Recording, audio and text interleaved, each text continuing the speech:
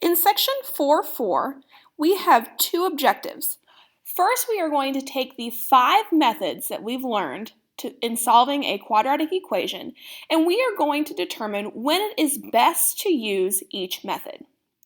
The second thing we will do in this video is we will learn how to write a quadratic equation from the solutions that were found. So basically, we are going to work backwards for the last objective. So like I just said, we have learned 5 methods for solving a quadratic equation. The first method that we learned was the graphing method. Now, our graphing method is only going to work when the two solutions to your quadratic equation are integers, or when your two solutions are imaginary solutions. You should only use the graphing method to solve when you are actually given the graph of the function. Otherwise, do not use graphing to solve the quadratic equation. The second method we learned was factoring. Factoring will only work when there are two real, rational solutions to the equation. That means that you won't have any square roots in that final answer. Your final answer would be, for example, -3 and +1/2. You can only use the factoring method if your polynomial will factor, and that is not always the case. Our third method we learned was square roots. Square roots will only work when the expression being squared can be isolated. You will only use this method when there is no x term, so example x² minus 16, or if there is a binomial square, such as x plus 3 squared. Our fourth method is completing the square, and the nice thing about completing the square is that it will always work. However, we realize that it's difficult to complete the square when our a value isn't 1, because then we have to divide everything by our a value, and many times we end up with fractions that we have to carry through the process. Because of this, you should only use completing the square, or preferably use completing the square, when a is 1 or when a is -1. Try to avoid using completing the square when a does not equal -1 or 1, and if there's no x term. Our last method was the quadratic formula, and the quadratic formula is awesome because it always works. You can use the quadratic formula whenever you want. We are going to solve the next 4 quadratic equations using each of the 4 algebraic methods that we've learned to solve our quadratic equations. And we are going to talk about which method is most appropriate based on how the quadratic equation is set up. We are also going to find the discriminant and use the discriminant to state the number and type of roots. So let's start with the discriminant and the number and type of roots for our first quadratic equation. Our quadratic equation is 3x² plus 5x plus 6, where 3 is our a value, 5 is our b value, and 6 is our c value. So remember, to find the discriminant, we take b² and we subtract 4 times a times c. So for this first example, we are taking 5² and we are subtracting 4 times 3 times 6. And when I calculate 5² and subtract the product of 4, 3, and 6, I get a value of -47. And since my discriminant is negative, that tells me that there are 2 imaginary solutions, or roots. Remember, roots and solutions are the same thing. Next, let's determine which method we want to use to solve this quadratic equation. The first thing that I will notice here is that there is a number in front of x², okay? And that I have a trinomial, meaning that there are all 3 terms. Because there is a number in front of x², and I have all three terms, I am going to pick the quadratic formula to solve this quadratic equation. Remember, the quadratic formula is negative b plus or minus the square root of b squared minus 4ac all divided by 2a. And that b squared minus 4ac is the value of my discriminant, which we just found. So we'll substitute b into our quadratic formula. B was 5, so we have the opposite of b, negative 5, plus or minus the square root of our discriminant, which was negative 47, all divided by 2 times a, and a was 3. So 2 times 3, which gives me 6. We know that when we have the square root of a negative, that becomes I in front of the square root, and the square root of 47 does not simplify. So these two imaginary solutions to this quadratic equation are negative 5 plus or minus I times the square root of 47 over 6. The next quadratic equation we are going to solve is 2x squared minus 5x. We know that a is 2 and b is negative 5. You'll notice that we are missing our c value. Okay, since I'm missing my c value, I am going to use our factoring method to solve this quadratic equation. Let's start out by finding the discriminant by taking the b squared minus 4 times our a value times our c value, which was 0. So my discriminant is equal to 25. And since my discriminant is positive, that means that there are 2 real solutions or roots. To solve this quadratic equation using factoring, you should notice that both terms contain the x variable. So we can factor out the x, leaving us with 2x minus 5 equals 0. So to find our 2 solutions, we set those 2 factors equal to 0, and we get x equals 0, and 2x minus 5 equals 0. So 0 is our first solution. To find our second solution, we add 5 and divide by 2. So 5 halves is my second solution. So the 2 real solutions to this quadratic equation are 0 and 5 halves. For our third equation, I want you to notice that the lead coefficient, or the number in front of x squared, is a negative 1. Okay? And if you look at the last quadratic equation, the number in front of x squared is going to be 9. So if I am going to use completing the square, this problem is probably the easiest to use completing the square on. So we are going to complete the square for this third example. Okay, before I start that, let's go ahead and find the discriminant. Our a value was negative 1, our b value is 6, and our c value is 12. So we're taking 6 squared minus 4 times negative 1 times 12. And our discriminant is equal to 84. Since the discriminant is positive, we know we have 2 real solutions or roots. All right, so to complete the square, step 1 is to divide by the lead coefficient. So we need to divide everything by negative 1. So our quadratic equation is now x squared minus 6x minus 12 is equal to 0. Isolate the constant, so we add 12, and we get x squared minus 6x equals 12.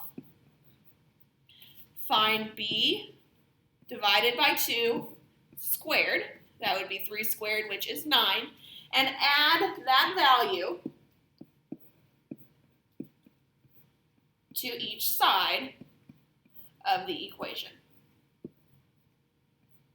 Okay, we're going to rewrite the left side as a binomial square.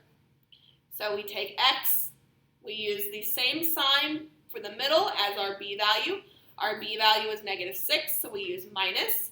And our second number is our b value divided by 2, so that would be 3. So we have x minus 3 squared is equal to 21. Next we use square roots, and we get x minus 3 is equal to this positive and negative square root of 21. Add the 3 and we get x is equal to 3 plus or minus the square root of 21. Remember, we want to state exact solutions, so we would not round the square root of 21. All right, last quadratic equation. 9x squared plus 45 is equal to 0. Okay, I want you to notice that the middle term is missing. There's no x term. We have an a value and we have a c value, but our b value is equal to 0. This is the perfect type of problem to solve using square roots. All right, let's find the discriminant. So b squared, which b is just 0, minus 4 times a times c is going to give me a discriminant of negative 144. Because our discriminant is negative, we know that there are no real solutions, meaning there are 2 imaginary solutions.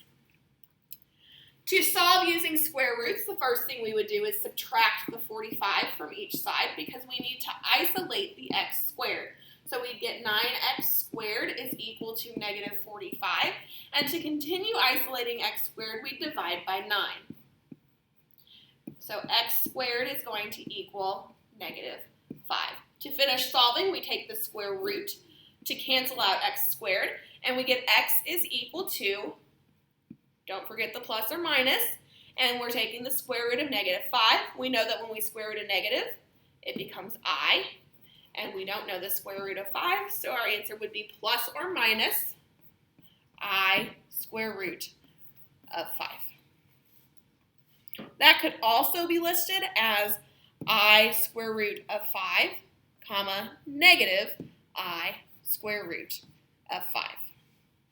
All right, our last objective is to write a quadratic equation with integer coefficients from its given solutions. Okay, first off, an integer is any positive or negative whole number, so negative 3, negative 2, negative 1, 0, 1, 2. Basically, I don't want any fractions in your final answer is what that means.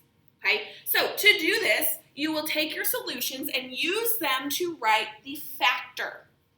Find the product of those factors, meaning you'll distribute or FOIL, and then simplify by combining all your like terms and write your final answer in what we consider to be standard form, meaning you have the x squared term plus the x term followed by the constant term is equal to 0.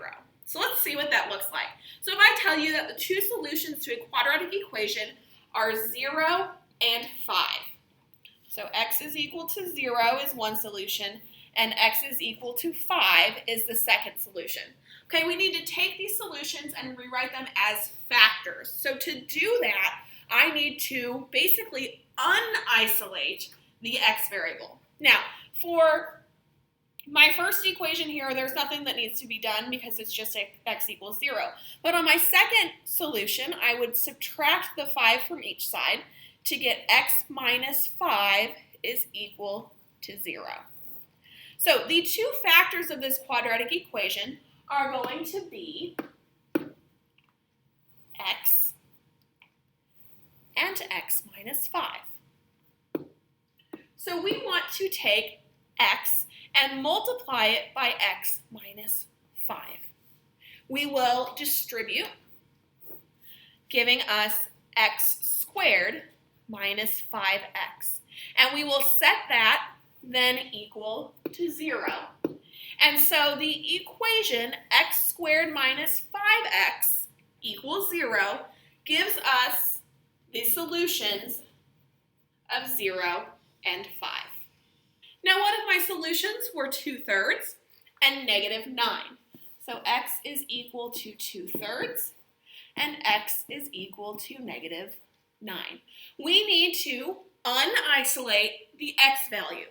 So we will subtract 2/3 on the first equation and add 9 on our second. We now have x minus 2/3 equals 0 and x plus 9 equals 0. Now, if you look at our first solution here, you'll notice that there is a fraction. And we stated at the beginning that we wanted to use integers, not fractions. So I need to cancel out this fraction by multiplying the entire equation by its least common denominator, in this case, which is 3. So I multiply by 3 because that was the number that was in the denominator, and I distribute the 3 to all of my terms. This is now equal to 3x minus 2 equals 0, because 3 times x is 3x, and 3 times 2/3 is just 2. Remember, our second factor was x plus 9. So my two factors are 3x minus 2 and x plus 9. So I need to take, I'm going to move over here, 3x minus 2, and I'm going to multiply it by x plus 9. To do that, we need to use FOIL. So we multiply 3x and 3x by x and 3x by 9 to get 3x squared plus 27x. And then we multiply negative 2 times x and negative 2 times 9 to get negative 2x minus 18. And we can see that the middle two terms are able to combine. So I now have 3x squared plus 25x minus 18 equals 0. And that is the quadratic equation that gave us the solutions of 2/3 and negative 9. Okay, last example. What if our solutions contain imaginary numbers? Okay, we are going to use the same process as above. So if our solutions are 3 plus or minus 2i, then really our two solutions are x equals 3 plus 2i and x equals 3 minus 2i. And we need to take these two solutions and unisolate the x and set them equal to 0. So we are going to subtract 3 from each side, which gives us x minus 3 equals 2i, and x minus 3 equals negative 2i. We need these two solutions to equal 0, okay, to represent the factors. So in addition, we need to subtract the 2i. So our first factor is going to be x minus 3 minus 2i equals 0. On our second solution here, we would add the 2i. So we have x minus 3 plus 2i equals 0 to represent our second factor. So our two factors are x minus 3 minus 2i and x minus 3 plus 2i. So what we're going to do is we are going to multiply x minus 3 minus 2i with x minus 3 plus 2i. And we are going to distribute. Okay, this distributing is larger than what we're used to. We need to take x and multiply it by x, by negative 3, and by 2i. That gives me x squared minus 3x plus 2ix. Next, we are going to take this negative 3, and we are going to distribute to the x, to the negative 3, and to the 2i. So when I multiply negative 3 times x, I get negative 3x. And then negative 3 times negative 3, which is plus 9. And negative 3 times 2i, which is minus 6i. All right, next we are going to distribute the negative 2i to all of our terms in the second parenthesis. So we're multiplying that by x, by negative 3, and by 2i. So when I multiply, I get negative 2ix plus 6i minus 4i squared. All right, I want you to notice here that where we have 2ix, and we also have negative 2ix from our product. Those will cancel. We have negative 6i and positive 6i. Those will cancel. So I am left with x squared minus 3x minus 3x plus 9 minus 4i squared. And we can finish simplifying this out because we know that I squared is negative 1, which is going to make this plus 4. And we can combine our like terms to give us our final quadratic equation, which is x squared minus 6x plus 13 is equal to 0. And that quadratic equation represents the quadratic equation that gives us the solutions of 3 plus or minus 2i.